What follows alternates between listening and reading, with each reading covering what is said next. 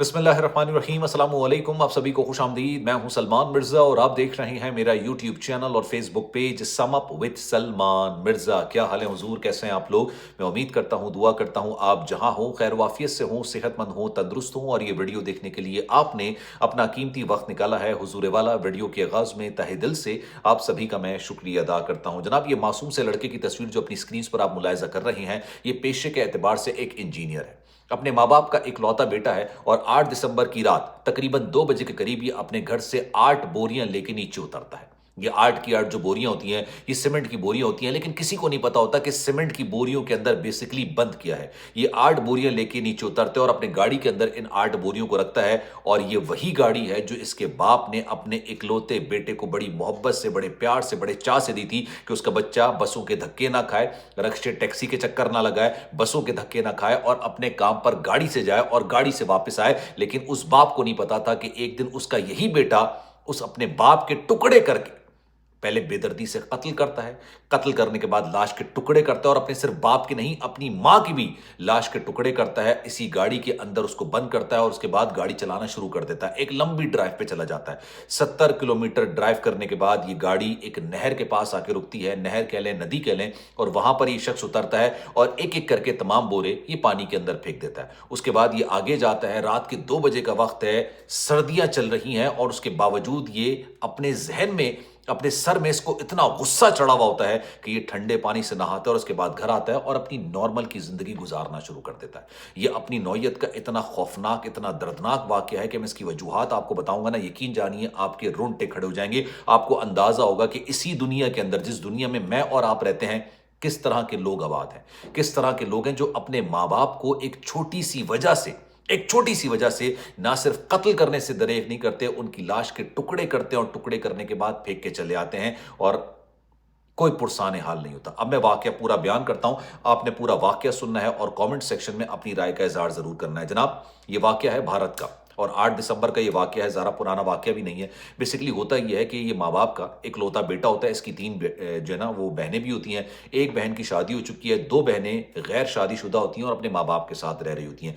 ये लड़का जब एक यूनिवर्सिटी से फारिग तहसील होता है, इंजीनियर बन चुका होता है। ये एक यूनिवर्सिटी से फारिग होने के बाद एक कंपनी के अंदर काम करना शुरू कर देता है। जब ये कंपनी में काम करता है तो वहां पर इसको एक लड़की पसंद आ जाती है। लड़की का ताल्लुक मुस्लिम घराने से होता है और इसका ताल्लुक जो होता है वो दूसरे मजहब से ताल्लुक होता है। दोनों के दरमियान दोस्ती होती है, दोस्ती मोहब्बत में तब्दील हो जाती है और उसके बाद दोनों इस बात का फैसला कर लेते हैं कि जनाब इन्होंने शादी करनी और शादी करके अपनी नई जिंदगी का आगाज करना है। लड़का अपने वालिदैन के पास आता है, वालिदैन के पास आके अपनी मोहब्बत का इजहार करता है, अपनी ख्वाहिश उनके सामने रखता है। वालिदैन मना कर देते हैं। वालिदैन कहते हैं कि भाई हमारे यहाँ ये सब कुछ नहीं होता, दूसरे मजहब में शादियां नहीं होती हैं। तुम एक काम करो, अपने ही मजहब की कोई एक अच्छी सी लड़की देख लो, तुम्हारी नौकरी भी अच्छी है, हम तुम्हारी वहां पर शादी कर देते हैं। लड़का भाई जवानी के जोश में बहुत आगे निकला हुआ होता है। वो कहता है भाई माँ बाप साइड पर, उनकी ख्वाहिश साइड पर, उनकी नसीहत साइड पर, मैंने तो जो करना है वो हर हाल में करना है।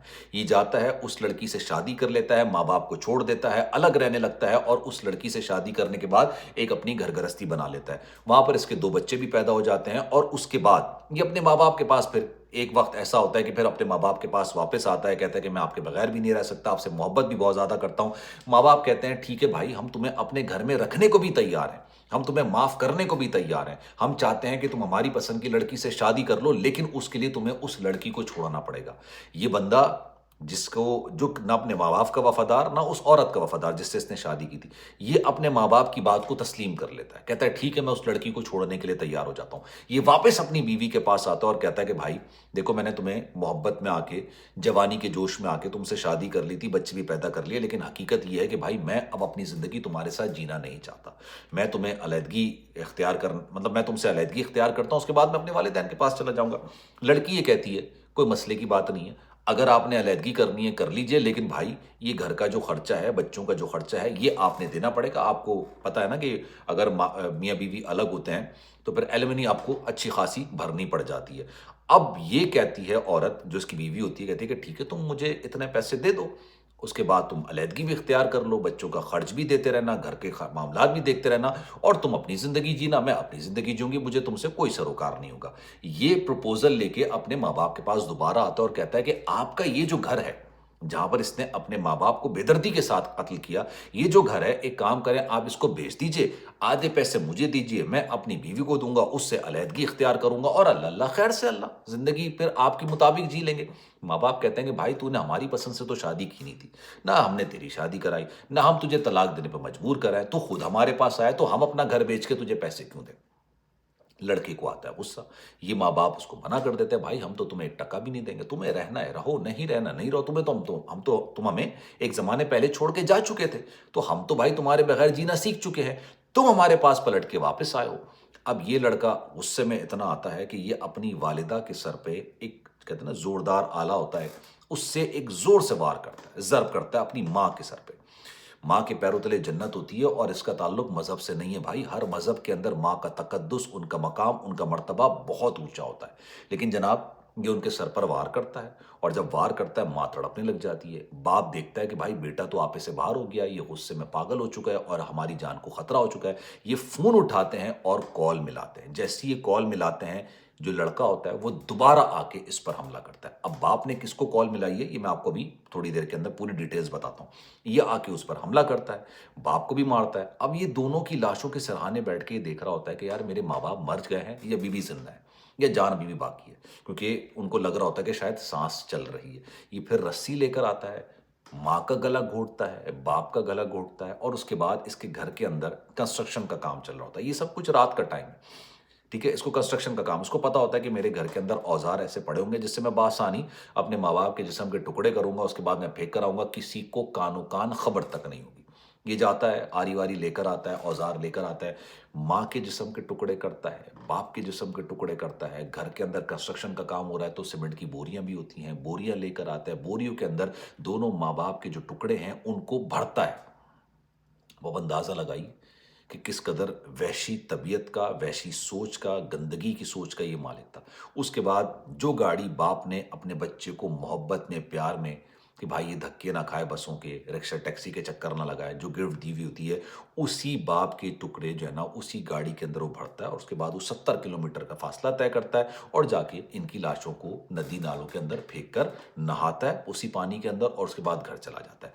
अब बाप ने मरने से पहले जो आखिरी कॉल की होती है ना, जिसको मैंने आपको बताया ना कॉल की होती है, वो कॉल की होती है अपनी बेटी को, उस बेटी को जो कि ऑलरेडी शादीशुदा होती है। और जैसी कॉल लगती है उसके बाद बात होती नहीं है और कॉल कट हो जाती है। पीछे जो जाहिर सी बात है, जो बेटी को कॉल गई थी, बेटी ने दोबारा कॉल करना, कॉल बैक करना शुरू की, बार बार कॉल, बार बार कॉल, बार बार कॉल। बाप कॉल ही नहीं उठा रहा क्योंकि बाप तो दुनिया में था ही नहीं। इसने फिर अपने भाई को कॉल, क्योंकि उसको तो नहीं पता था कि उसी के भाई ने इसी के माँ बाप को बेदर्दी से मार दिया। भाई को कॉल करती है और कहती है कि भाई हमारे माँ बाप कहाँ हैं, उसकी मुझे हमारे वालिद साहब की कॉल आई थी और वो बड़ी परेशानी के आलम में मुझे लग रहे थे, लेकिन कोई बात नहीं और कॉल डिस्कनेक्ट हो गई। यही बच्चा जो अपने माँ बाप का बेटा होता है, जिसने कत्ल किया, ये कहता है कि यार हमारे माँ बाप लापता हो गए और कहाँ गायब है मुझे नहीं पता, मैं भी उनको ढूंढने के लिए निकला हूँ। अब ये मामला होता है 8 दिसंबर का। कॉल होती है जो गालिबन शायद जो बहन दोबारा करती है वो 12 तारीख, 12 भी गुजर गई, 13 भी गुजर गई।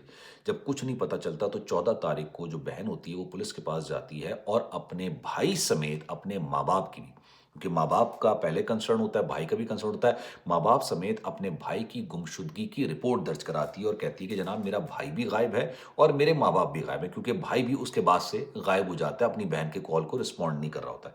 पुलिस जब तहकीकात करती है तो पता चलता है कि भाई बेटे का फोन नंबर तो ऑन है, माँ बाप का फोन नंबर ऑफ है। ठीक है, माँ बाप का फोन नंबर बिल्कुल ही बंद पड़ा हुआ है और बेटे का लग रहा है। वो किसी ना किसी तरीके से राब्ता करती है, उसकी लोकेशन निकालती है, उसके पास जाती है, क्योंकि गुमशुदगी की रिपोर्ट है, वहां पर जाती है, उसको पकड़ती है और उससे तफ्तीश करती है। मीनवाइल इसी दौरान जो इन्होंने जो बोरियां फेंकी थी ना, 8 बोरियां, उसमें से एक बोरी के अंदर से किसी को जो है ना वो जिस्म का टुकड़ा मिलता है। वो वहाँ पर पुलिस को इतला कर देते हैं, वहाँ पर उसका डीएनए और होता है। ये दूसरा मामला चल रहा होता है। यहाँ पर उसके बेटे से ना पूछगछ की जा रही थी कि भाई तुम कहाँ लापता थे, किधर लापता थे, तुम अपने घर वालों से राब्ता क्यों नहीं कर रहे थे। तो उसने कहा कि मैं तो अपने माँ बाप को ढूंढने निकला, लेकिन मेरे माँ बाप ही मुझे नहीं मिल रहा है, तो मैं बड़ा एक डिप्रेशन, एंजाइटी में चला गया था, मैंने किसी से राब्ता करना सबसे बंद कर दिया था। पुलिस को उसकी शक्ल देख के, उसके जवाबात देख के अंदाजा हो जाता है कि ये बहुत सारे मामलात को छुपा रहा है। ठीक है, ये पोशीदा रख रहा है उस सारे मामलात को। खैर, जब पुलिस اپنے ڈھنگ سے تفتیش کرتی ہے. آپ کو پتا ہے بھائی ہمارے یہاں جو پولیس ہوتی ہے وہ تو پھر اپنے ڈھنگ سے تفتیش کیا کر رہے ہوتے ہیں. اب پولیس تو آپ کو پتا ہے کہ وہ سچ وہ نکلوانے پہ آئے تو نکلوا لیتی. تھوڑا سا سختی سے کرتے ہیں بات، یہ طوطے کی طرح بولنا شروع کر دیتا ہے. یہ بتا دیتا ہے بھائی میں نے ہی اپنے ماں کو بھی مارا ہے، باپ کو بھی مارا ہے، ان کے جسم کے ٹکڑے کیے اور میں نے یہاں پر. اچھا دوسری طرف میں نے آپ کو بتایا نا کہ ایک بوری آلریڈی کسی کو مل چکی ہوتی ہے اور وہ پولیس میں کمپلین کر دیتا ہے، وہ ایک الگ تحقیقات چل رہی ہوتی ہیں. یہاں تو گمشدگی کا معاملہ چل رہا ہوتا ہے. یہ پھر اس ندی کی طرف لے کے جاتا ہے، سارے بورے برآمد کرتا ہے اور بتاتا ہے کہ بھائی میں نے اس وجہ سے مارا. پولیس کہتی ہے کہ بھائی یہ جو آپ نے کانڈ کیا ہے نا، یہ جو آپ نے یہ جو نہ صرف اپنی زندگی بلکہ آخرت بھی جو آپ نے تباہ کی ہے، جو آپ نے یہ کارنامہ کیا ہے، اس جو ایک وحشیانہ حرکت، غلیظ حرکت، جو گندگی سے بھرپور آپ نے ایک حرکت کی ہے، یہ آپ نے اکیلے تو نہیں کی ہوگی. اس میں کوئی نہ کوئی آپ کے ساتھ تو ہوگا کیونکہ اکیلے آپ کے بس کا کام نہیں ہے. یہ کہتا ہے بھائی میں نے اکیلے کیا، میں نے یہ سارا کام اکیلے کیا، اپنی مرضی سے کیا، کوئی مجھے روکنے والا نہیں تھا، کوئی پوچھنے والا نہیں تھا، کوئی میرا ساتھی نہیں تھا. یہ واقعہ رونما ہوا ہے. اب اس کو آبویسلی آپ کو پتا ہے کہ ساری زندگی اس کو جیل میں گزارنی پڑے گی. اور ساری زندگی کیا جیل میں گزارنی پڑے گی، زندگی کا تو معاملہ آپ کو پتا ہے کہ ایک نہ ایک دن سب نے اس دنیا سے جانا ہے. آگے کے جو معاملات ہیں نا وہ بھی اس نے اپنی ہاتھ سے ہی لکھ کے چلا کہ بھائی آگے بھی میرے ساتھ ایسا سلوک ہو کہ مطلب دنیا کانپ جائے دیکھ کے نا کہ بھائی یہ زندگی تو تباہ ہی تباہ، اگلی زندگی بھی میری تباہ ہو گئی. اب آپ کی اس بارے میں کیا رائے ہے؟ میں چاہوں گا کہ کامنٹ سیکشن میں اپنی رائے کا اظہار ضرور کیجیے گا. سلمان مرزا کو دیجیے اجازت. زندگی رہی، صحت رہی، آپ کی دعائیں رہیں تو انشاءاللہ پھر ملاقات ہوگی. خیال رکھیے گا اپنا. اللہ حافظ.